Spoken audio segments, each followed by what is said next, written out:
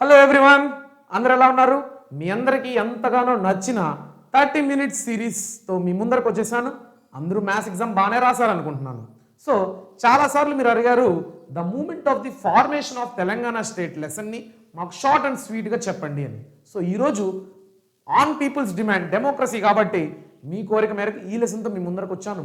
30 minutes అంతకంటే తక్కువతో ఈ lesson మొత్తాన్ని చెప్తాను. అండ్ ఇంపార్టెంట్ కీ పాయింట్స్ అన్నీ ఇక్కడ ఉంటాయి. నువ్వు ఏదన్నా క్వశ్చన్ ఎగ్జామ్లో రాస్తున్నావు అంటే దీని ఇలానే నేర్చుకుని రాసేయచ్చు. నీకు ప్రైవేట్ స్కూల్స్లో మెటీరియల్ కూడా ఒక 40-50 పేజీలు ఉంటుంది ఒక లెసన్కి. కానీ ఇక్కడ 3 పేజెస్ ఆర్ 2 పేజెస్ నువ్వు డౌన్లోడ్ చేసుకున్నట్టయితే నీకు ఖచ్చితంగా ఏ క్వశ్చన్ అయినా నువ్వు దీని నుంచి రాయగలుగుతావు, అది బిట్స్తో కలిపి. కాబట్టి ఈ పీడిఎఫ్ని ఇక్కడ డిస్క్రిప్షన్లో ఉంది, మిస్ చేసుకోకుండా డౌన్లోడ్ చేసుకోండి. ఎగ్జామ్స్కి చాలా ఉపయోగపడుతుంది అనమాట. అది ప్రీ ఫైనల్స్ కావచ్చు, పబ్లిక్ ఎగ్జామ్స్ కావచ్చు. ఓకే, ఆలస్యం చేయకుండా ఇక మొదలెడదామా? ఓకే, తెలంగాణ సోషల్లో చివరి lesson the movement for the formation of Telangana state. ఈ లెసన్ చూసినప్పుడంతా నాకు చాలా ఆనందం వేస్తుంది. సోషల్ స్టడీస్ని ఎండ్ చేయడం మన స్టేట్ గురించి తెలుసుకునే లెసన్ గురించితో పెట్టి దాంతో ఎండ్ చేస్తున్నారు కదా, అది నాకు బాగా హ్యాపీ అనిపించింది Telangana students. And very interesting lesson అనమాట, వెరీ ఇన్స్పైరింగ్ లెసన్ అనమాట. ఓకేనా? ఫస్ట్ ఆఫ్ ఆల్ తెలంగాణ అనే స్టేటు ఎప్పుడు ఫామ్ అయింది? తెలంగాణ అనే స్టేటు June 2, 2014లో తెలంగాణ అనేది స్టార్ట్ అయిందనమాట, అంటే ఫామ్ అయిందనమాట ఒక స్టేట్గా. నెక్స్ట్ ఇది మెయిన్ రీజన్స్ ఏంటి తెలంగాణ స్టేట్ ఫామ్ అవ్వడానికి? తెలంగాణ స్టేట్ ఫామ్ అవ్వకముందు చాలా అంటే చాలా స్ట్రగుల్స్ అనమాట. వాటర్ రిసోర్సెస్ మీద, ఫైనాన్షియల్ ఫండ్స్ మీద, ఎంప్లాయ్మెంట్ మీద, వీటన్నిటి మీద చాలా అంటే చాలా స్ట్రగుల్స్ ఫేస్ చేసి చివరికి తెలంగాణ స్టేట్గా ఫామ్ అయింది. 29th state of India. Present 28 స్టేట్సే కదా సార్ అని మీరు అనుకోవచ్చు. జమ్మూ అండ్ కాశ్మీర్ అనేది జమ్మూ అండ్ కాశ్మీర్గా, లడాఖ్గా స్ప్లిట్ అయిపోయి ఆ 2 యూనియన్ టెరిటరీస్గా మారింది. కాబట్టి ఇది 29th స్టేట్ అప్పుడు. ఇప్పుడు ప్రజెంట్ 28 స్టేట్సే అనమాట. ఓకేనా? స్టిల్ చివరిగా ఫార్మ్ అయిన స్టేట్ ఏదన్నా ఉందంటే అది తెలంగాణనే. ఓకేనా? డన్. దీని గురించి మాట్లాడుకునే ముందు 1948 మనకు ఇండిపెండెన్స్ వచ్చిన కొత్తల్లోకి వెళ్ళిపోతే మీ అందరికీ గుర్తుంది, ఇంతకుముందు ప్రీవియస్ లెసన్స్లో చూసుకున్నారు, సర్దార్ వల్లభాయ్ పటేల్ 543 ప్రిన్స్లీ స్టేట్స్తో మీటింగ్లు అరేంజ్ చేసి చాలా వరకు ప్రిన్స్లీ స్టేట్స్ని అతను ఏం చేశాడంటే కన్విన్స్ చేసి ఇండియన్ కంట్రీలోకి విలీనం చేసుకున్నాడు అనమాట. కానీ అప్పుడు హైదరాబాదు, జమ్మూ అండ్ కాశ్మీరు, జునాగఢ్ ఇలా కొన్ని ప్రిన్స్లీ స్టేట్స్ ఒప్పుకోవాలా. అప్పుడు ఏం జరిగిందంటే ఆపరేషన్ పోలోతో, ఎందుకంటే హైదరాబాద్ అప్పుడు నిజాం ప్రభువులు పాలించేటోళ్ళు అనమాట. వీళ్ళు చాలా అంటే చాలా మొనార్కిక్ పరిపాలన ఉండేది. అక్కడున్న పీపుల్ని చాలా అంటే చాలా ఇబ్బంది పెట్టేటోరు. మీకు తెలంగాణ వాళ్ళకి చాలా మూవీసే ఉన్నాయి, రీజనల్ మూవీస్ కావచ్చు, రజాకర్ అనే రీసెంట్గా ఒక కొత్త మూవీ లాంటి వాటిలో మీరు చూస్తుంటారు. సో ఆపరేషన్ పోలో యూజ్ చేసి మిలిటరీ యాక్షన్తో హైదరాబాద్ని మనము ఇండియన్ కంట్రీలోకి విలీనం చేసుకోవడం జరిగిందనమాట. ఓకేనా? నెక్స్ట్ తెలంగాణలో అప్పుడు 8 తెలుగు స్పీకింగ్ డిస్ట్రిక్ట్స్ ఉండేవన్నమాట. నెక్స్ట్ ఆంధ్ర మహాసభ అనేవి కండక్ట్ చేసి మనము చెన్నైలో నుంచి ఆంధ్ర మొత్తాన్ని ఆంధ్రప్రదేశ్ని సపరేట్ చేయడం జరిగింది. తెలుగు ఎడ్యుకేషన్ కోసం, డెమోక్రసీ కోసం, సోషల్ ఈక్వాలిటీ కోసం. ఎందుకంటే అప్పుడు ల్యాండ్ రిఫార్మ్స్, దొరలు, తెలుగులో చెప్పాలంటే దొరలు, రజాకర్లు, ఇవన్నీ ఎన్నో ఇబ్బందులు ఉండేదన్నమాట. లాస్ట్కి పోలీస్ యాక్షన్, దాన్ని ఆపరేషన్ పోలో అంటాము. 1948లో హైదరాబాద్ని ఇండియన్ మెయిన్ ల్యాండ్లోకి విలీనం చేసుకోవడం జరిగింది. ఓకే, తర్వాత విలీనం చేసుకున్నాక చెన్నైలో నుంచి తమిళ్లో అంటే మద్రాస్ ప్రెసిడెన్సీలోంచి ఆంధ్రప్రదేశ్ అనేది మీకు తెలుసు ఎవరు, పొట్టి శ్రీరాములు. అతను ఆమరణ నిరాహార దీక్ష చేసి అతను ప్రాణాలను కూడా కోల్పోయినాడు.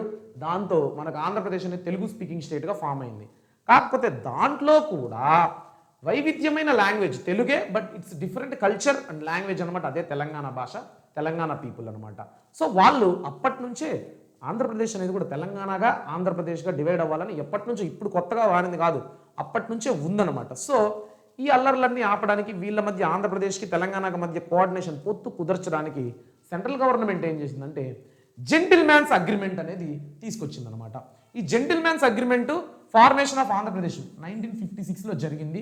ఆంధ్రప్రదేశ్ ఫామ్ అయినాక మళ్ళీ ఆంధ్రప్రదేశ్ మొత్తం తెలుగు వాళ్ళందరూ ఒకటిగానే ఉండాలని చెప్పి ఒకటిగానే పెట్టి తెలంగాణ, కోస్టల్ ఆంధ్ర, రాయలసీమ ఈ 3 ప్రాంతాల వాళ్ళు తెలుగు వాళ్ళే, కానీ మీరందరూ కలిసి ఆంధ్రప్రదేశ్గా ఉండండి అని జెంటిల్మెన్స్ అగ్రిమెంట్ తీసుకొచ్చింది. మెయిన్ ఫీచర్స్ తెలంగాణ ఎందుకు సపరేట్గా అడుగుతుందంటే ఇది డ్రై ప్లాట్యూ రీజను, ఇక్కడ ఇరిగేషన్ అనేది ట్యాంక్ ఇరిగేషన్ ఉంటుంది, అంటే బాయిలు అవి ఇవి ఉంటాయి, ఎక్కువ వర్షపాతం ఉండదు, లిటరసీ రేట్ తక్కువ ఉంటుంది. కాంపోజిషన్ కల్చర్ అనేది ట్రైబల్స్, ముస్లిమ్స్, దళితులు, ఫోక్స్ ఎక్కువ ఉండేటోళ్ళు, క్యాస్ట్ ఉండుకొని SC, ST, BC, Muslim population ఉండేది. చూడండి ఇప్పుడు ఒక 2 marks question, what are the distinct features of Telangana అంటే నువ్వు రాయలేవా? ఎంత చక్కగా ఉన్నాయి పాయింట్స్. డన్. సరే, జెంటిల్మెన్స్ అగ్రిమెంట్లో ముఖ్యమైన 14 పాయింట్స్ ఉంటాయి. ఆ 14 పాయింట్స్లో కూడా మెయిన్ పాయింట్స్ ఏంటి ఎగ్జామ్కి మీరు రాయగలిగేది చెప్తాను చూడండి. 20th February 1956 బిట్స్లో అడగచ్చు. జెంటిల్మెన్స్ అగ్రిమెంట్ 20th February 1956 అనేది జరిగిందనమాట. ఎవరెవరి మధ్య? తెలంగాణకి, కోస్టల్ ఆంధ్రకి, రాయలసీమ వాళ్ళకి మధ్య. తెలంగాణ సర్ప్లస్ ఫండ్స్ అనేది తెలంగాణకే వాడాలి అని దాంట్లో పాయింట్ ఉంది, అందరూ అంగీకరించారు. ఫస్ట్ వినండి, అందరూ అంగీకరించారు.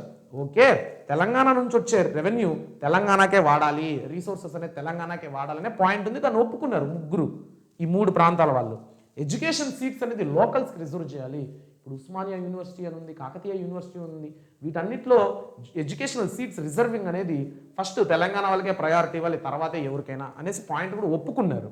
అండ్ ముల్కీ రూల్స్ అంటే ఏంటంటే ఎవరైతే 12 సంవత్సరాలు రెసిడెన్స్ అయి ఉంటారో, తెలంగాణలో 12 సంవత్సరాలు నివసించి ఉంటారో వాళ్ళు మాత్రమే ల్యాండ్ అక్వైర్ చేయగలుగుతారు, వాళ్ళు మాత్రమే ల్యాండ్ సెల్ చేయగలుగుతారు. ఆ సెల్ చేసేది కూడా ల్యాండ్ సెల్ చేసేది కూడా కంట్రోల్డ్గా ఉండాలి. ల్యాండ్ సేల్స్ అనేది ఇష్టం వచ్చినట్టు ఎవరు పడితే వాళ్ళకి అమ్మడం కాదు, అది కూడా కంట్రోల్డ్గా ఉండాలి. 12 years రెసిడెన్స్ ముల్కీ రూల్స్, వాళ్ళకి మాత్రమే తెలంగాణ నేటివ్ జాబ్స్లో కావచ్చు దేంట్లోనే రిజర్వేషన్ ఉండాలి.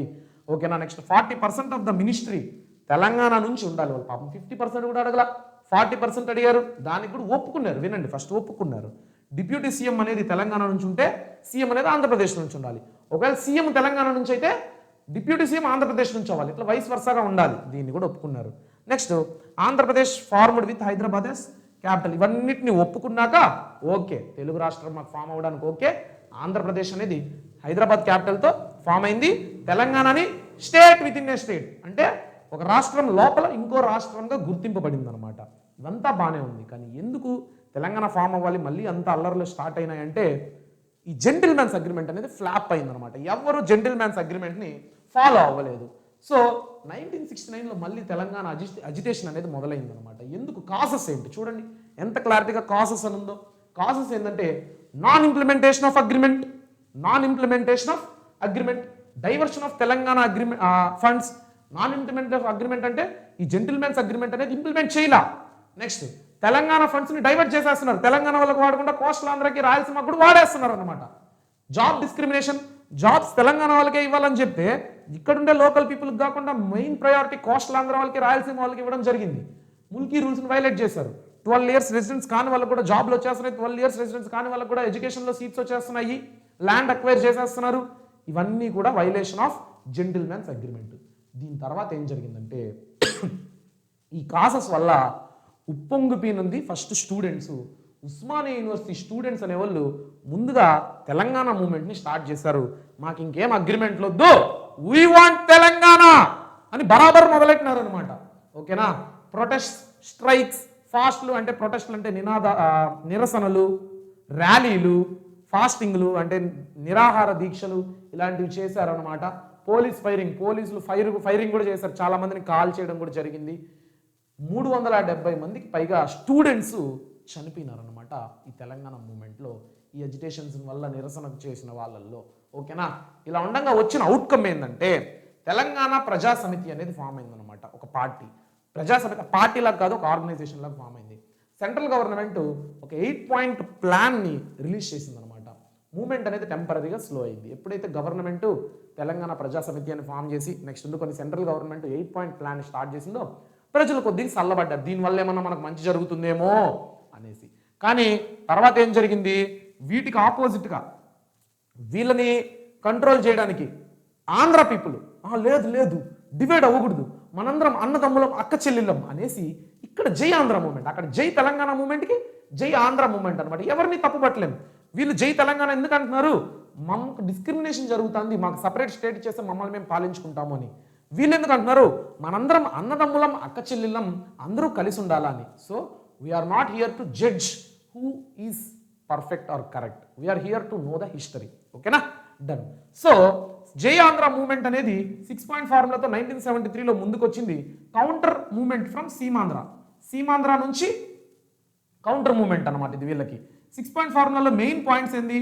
లోకల్ జాబ్స్, న్యూ యూనివర్సిటీస్ అనేసి రావాలి, లోకల్ జాబ్స్ ఉండాలి, Mulki rules, regional councils remove చేయాలి. ఎందుకంటే నేను తెలుగుండే, తెలంగాణ ఉండేవాళ్ళు తెలుగోళ్ళే, మళ్ళీ ఏంది ముల్కీ రూల్స్? అక్కడ ఉండే వాళ్ళకి మాత్రం స్పెషల్ స్టేటస్ ఏంది? వాళ్ళు మాత్రం ఈ రిజర్వేషన్ లేని అందరం తెలుగోళ్ళే, అందరికీ సమానంగా ఉండాలనేసి కోస్టల్ ఆంధ్ర వాళ్ళు జై ఆంధ్ర మూమెంట్ చేశారనమాట. తెలంగాణ స్పెషల్ స్టేటస్ని కోల్పోయింది. State with in a state లాగా ఆ స్పెషల్ స్టేటస్ని కోల్పోయింది అనమాట. ఓకేనా? తర్వాత తెలుగుదేశం పార్టీ 1984లో తెలుగుదేశం పార్టీ శ్రీ నందమూరి తారక రామారావు గారు స్థాపించడం జరిగింది. ఇది మనం సినిమాల్లో కూడా కొన్ని సినిమాల్లో చూసుకున్నాం. ఇప్పటి వరకు మీ అందరికీ అర్థమైందా? తర్వాత ఏంటంటే గ్రోయింగ్ డిస్కంటెంట్. 1956 నుంచి 1919 వరకు అసంతృప్తే, తెలంగాణ ప్రజలకి అసంతృప్తే మిగిలిందనమాట. ఎక్కడ వాళ్ళు సాటిస్ఫై అవ్వలేదు. సో ఎకనామిక్ ఇష్యూస్ ఏంటి? అన్ఈవెన్ డెవలప్మెంట్ అనమాట. తెలంగాణలో ఏమో ఫైనాన్షియల్ డెవలప్మెంట్ అనేది తక్కువ ఉంది, అదే సీమాంధ్ర కోస్తాంధ్ర తీసుకుంటే ఎక్కువ ఉంది. నెక్స్ట్ ఉండుకొని డిపెండెన్స్ ఆన్ వెల్స్. తెలంగాణలో బావుల మీద డిపెండ్ అవుతున్నారు. బావిలో నీళ్ళు ఇంకిపోతే వాటర్ అనేది వాళ్ళకి స్కేర్సిటీ వచ్చేస్తుంది. కానీ తెలంగాణ, ఆంధ్రాలో, సీమాంధ్రలో వాటర్ సఫిషియన్సీ అనేది ఉందన్నమాట. కెనాల్ ఇరిగేషన్ అనేది కోస్టల్ ఆంధ్రకు మాత్రమే బెనిఫిట్ అవుతుంది, కానీ తెలంగాణకి ఏమీ బెనిఫిట్ అవ్వడం లేదు. చాలామంది 60% ఇన్ తెలంగాణలో ఫార్మర్స్ సూసైడ్స్ చేసుకున్నారనమాట, due to lack of water and due to crop failure. ఓకేనా? సో ఇలా ఉండంగా నెక్స్ట్ ఎడ్యుకేషన్ అండ్ కల్చర్ తీసుకున్నట్టయితే లిటరసీ రేట్ అనేది చాలా తక్కువ ఉందన్నమాట compare to Andhra Pradesh, Seemandhra and Kostandhra. So 53% of the people literacy rate అనమాట. 100 మందిలో 53 మంది చదువుకున్నారు, 47 మంది ఏమైపోయినారు? చదువు లేదు, సంధ్య లేదు. కాబట్టి కాలేజీలు చాలా తక్కువ ఉన్నాయి, ఫండ్స్ చాలా తక్కువ ఉన్నాయి. కాలేజీలు రన్ చేయాలంటే కాలేజీలు తక్కువ ఉంటే అందరూ ఎక్కడ చదువుకోగలుగుతారు? ఇవన్నీ ఇబ్బందులు ఉన్నాయి.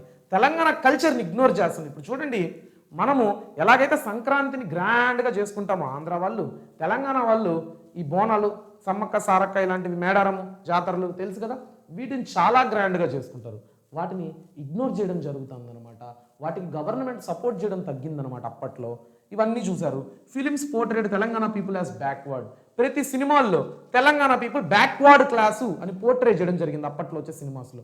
వీటన్నిటితో తెలంగాణ పీపుల్ అసంతృప్తి చెందడం జరిగింది. సో దీంతో వాళ్ళు ఏం చేశారంటే మళ్ళీ 1990స్లో మూవ్మెంట్ అనేది స్టార్ట్ చేశారు.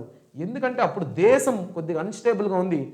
Liberalisation, privatisation and globalisation, LPG రీఫార్మ్స్తో గవర్నమెంట్ అనేది కొద్దిగా అన్స్టేబుల్గా ఉందన్నమాట దేశవ్యాప్తంగా.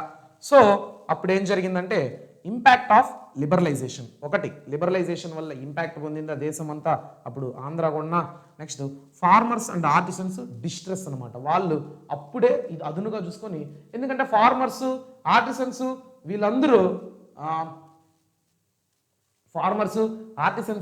వీళ్ళందరూ ఏంటంటే వాళ్ళకి ఈ ఇండస్ట్రియలైజేషన్ రావడం వల్ల జాబులు తగ్గిపోతాయి, వాళ్ళకి యొక్క లాభాలు తగ్గిపోతాయి. సో అప్పుడు నిరసనలు అనేది వాళ్ళు స్టార్ట్ చేశారనమాట.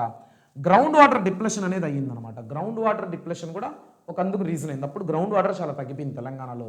Next sale of lands to outsiders. Mulki rules ప్రకారం అవుట్ సైడర్స్కి ల్యాండ్ అనేది కంట్రోల్గా ఉండాలన్నది జెంటిల్మెన్స్ అగ్రిమెంట్ ప్రకారం కూడా. కానీ ఎక్కువ ల్యాండ్ అనేది బయట వాళ్ళకి సేల్ చేసేయడము, ఇవన్నీ చూసారనమాట. తర్వాత ట్రైబల్ మూవ్మెంట్ అనేది స్టార్ట్ అయింది. జల్, జంగల్, జమీన్, అడవులు, నీళ్లు, ల్యాండ్ అన్నిటి మీద వాళ్ళు మాకంటూ హక్కు ఉంది, మా సొంత ల్యాండ్ మీద అనేసి మూవ్మెంట్ స్టార్ట్ చేయడం జరిగింది. Cultural revival and protest organisations, మా కల్చర్ని మాకు వెనక్కి తీసుకురావాలి, ఇంకోటి ప్రొటెస్ట్లు అనేది తీసుకొస్తూ చాలా వరకు ఆర్గనైజేషన్స్ ఫామ్ అయిందనమాట. ఎన్జిఓ ఆర్గనైజేషన్స్ కావచ్చు. ఓకేనా? డన్.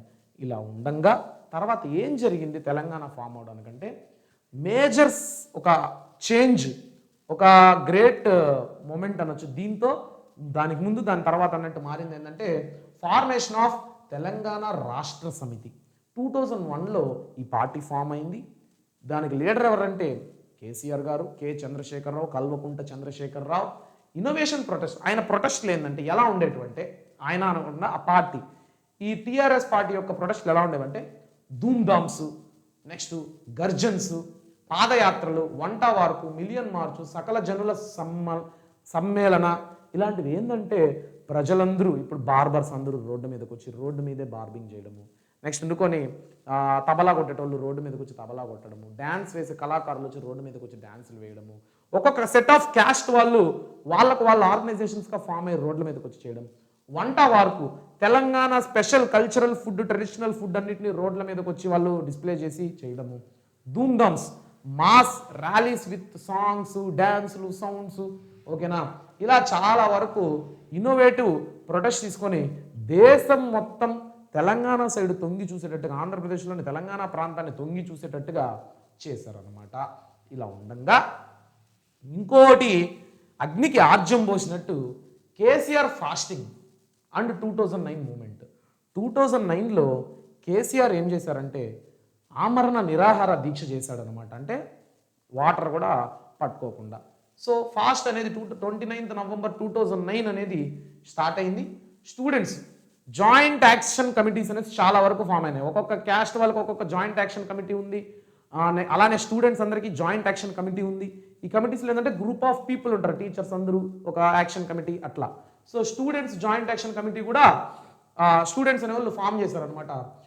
దీంట్లో ఎంతమంది జాయిన్ అయ్యారంటే యూనివర్సిటీస్లో ఉండే వాళ్ళు, ఎంప్లాయీస్ అందరూ జాయిన్ అవ్వారు. అసెంబ్లీ ముట్టడి అనౌన్స్మెంట్ అంట, అసెంబ్లీని మేము ముట్టడిస్తాము అని అనౌన్స్ చేశారనమాట. December 9, 2009 ఏం జరిగిందంటే సెంటరు తెలంగాణని అనౌన్స్ చేసిందనమాట. అండ్ విత్డ్రా లేటర్ ఫస్ట్ మేము తెలంగాణని ఫామ్ చేస్తాము, మీరు చల్లబడండి అని అనౌన్స్ చేసింది. దాంతో కేసీఆర్ వాటర్ తాగేసినాడు, స్టూడెంట్స్ కూడా కూల్ అయిపోయినారు, తెలంగాణ అసెంబ్లీ ముట్టడి అనేది ఆగింది. తర్వాత లేటర్ ఈ అనౌన్స్మెంట్ అనేది విత్డ్రా చేసేసుకున్నారు. ఓకేనా, ఈ అనౌన్స్మెంట్ అనేది విత్డ్రా చేసేసుకున్నారు అనమాట. ఏంది శ్రీకృష్ణ కమిటీ అనేసి ఒక ఫామ్ అయింది కమిటీ. ఈ కమిటీ ఏం చేయాలా, ఇవన్నిటిని పరిశీలించాలా. పరిశీలించి తర్వాత ఏం జరిగిందంటే విత్డ్రా చేసుకున్నారు. అది తర్వాత ఏం జరిగిందంటే ఫైనల్ స్ట్రగుల్ అండ్ సక్సెస్. చిట్ట చివరగా మళ్ళీ వీళ్ళు మనల్ని మాటిచ్చి మళ్ళీ తప్పారని తెలంగాణ వాళ్ళు నిరాశ పొంది formation of Telangana joint action committee. దీనిలో మేజర్ మూమెంట్స్ ఏంటంటే నాన్ కోఆపరేషన్, మిలియన్ మార్చు, సకల జనుల సమ్మేళన, సాగరహరం, చలో అసెంబ్లీ. సో గాయస్ ఇది ఎంత ఇంపార్టెంట్ అంటే మీకు రేపు వాడు అడగచ్చు, ఏమని అడుగుతాడంటే what are the final struggles taken by the Telangana to form as a state అన్నప్పుడు నువ్వు మేజర్ మూమెంట్స్ ఈ హెడ్డింగ్స్ రాసినా కూడా నీకు 2 మార్క్స్ వచ్చేస్తాయి. ఓకేనా, డన్. నెక్స్ట్ ఏంటంటే చిట్ట చివరగా ఇది బిట్ పేపర్కి కూడా ఉపయోగపడుతుంది, నెక్స్ట్ ఉండుకొని మీరు వేరే ఏదైనా చదవాలనుకున్నప్పుడు కూడా, అంటే 2 మార్క్స్లో రాయాలనుకున్నప్పుడు కూడా ఇది ఉపయోగపడుతుంది అనమాట. సో ఏంటంటే పార్లమెంటరీ అప్రూవల్ అనేది ఎప్పుడు వచ్చింది, లోక్సభలో 18 ఫిబ్రవరి 2014లో తెలంగాణ ఫామ్ అవ్వాలనేసి బిల్ పాస్ అయిందనమాట. ఆ బిల్లు రాజ్యసభలోకి వెళ్ళింది. రాజ్యసభలోకి వెళ్ళాక 20th ఫిబ్రవరి 2014 అక్కడ కూడా ఓకే అయిపోయింది. తర్వాత 20th ఫిబ్రవరి అయిన తర్వాత ఒక 10 days గ్యాప్ వచ్చిన తర్వాత March 1 ప్రెసిడెంట్ అప్రూవ్ చేశాడనమాట. ఓకే, ఏదైనా కూడా ఒక బిల్ పాస్ అవ్వాలంటే మీరు 9th క్లాస్లో చదువుకుంటారు, ఫస్ట్ లోక్సభలో పాస్ అవ్వాలి, లేదా రాజ్యసభలో పాస్ అయితే లోక్సభకి వెళ్తుంది, లోక్సభలో పాస్ అయితే రాజ్యసభకి వెళ్తుంది. సో ఇక్కడ ఫస్ట్ లోక్సభలో పాస్ అయింది. ఎప్పుడు డేట్స్ బాగా గుర్తుపెట్టుకోండి, 18th ఫిబ్రవరి 2014. ఆ తర్వాత 20th ఫిబ్రవరి 2014లో రాజ్యసభలో పాస్ అయింది. ఆ తర్వాత 2nd జూన్ 2014లో తెలంగాణ స్టేట్ అనేది ఫామ్ అయిందనమాట. ఓకేనా, ఇదంతా తెలంగాణ ఫామ్ అవ్వాలని అంతా చెప్పిన కమిటీ పేరేంటి, శ్రీకృష్ణ కమిటీ. ఓకేనా, శ్రీకృష్ణ కమిటీ. సో మొత్తానికి తెలంగాణ స్టేట్ అనేది ఫామ్ అయింది. ఈరోజు తెలంగాణలో ఉండే హైదరాబాద్ భాగ్యనగరం అనేది జీడిపి అనేది మన దేశంలో ఉండే టాప్ సిటీస్తో పోటీగా ఉంది. ఇన్ఫాక్ట్ టాప్ 3లో ఉందన్నమాట. That is the power of Telangana. And Telangana కూడా మన తెలుగు స్టేట్. నేను ఆంధ్ర వాడు, మీరు తెలంగాణ వాళ్ళు కాదు. మనం పరం. జై తెలంగాణ, జై ఆంధ్ర. ఓకేనా, ఈ లెసన్ మీ అందరికి అర్థమైంది అనుకుంటున్నా. మన టెక్స్ట్ బుక్లో చిట్ట చివరి లెసన్. ఇంకా ఏమైనా లెసన్ కావాలంటే కమెంట్ సెక్షన్లో కమెంట్ చేయండి. నెక్స్ట్ ఉండుకొని పీడిఎఫ్ని డిస్క్రిప్షన్లో డౌన్లోడ్ చేసుకోండి. ఇక సెలవు తీసుకుంటున్నా. Tata, bye bye, see you అన్నమాట.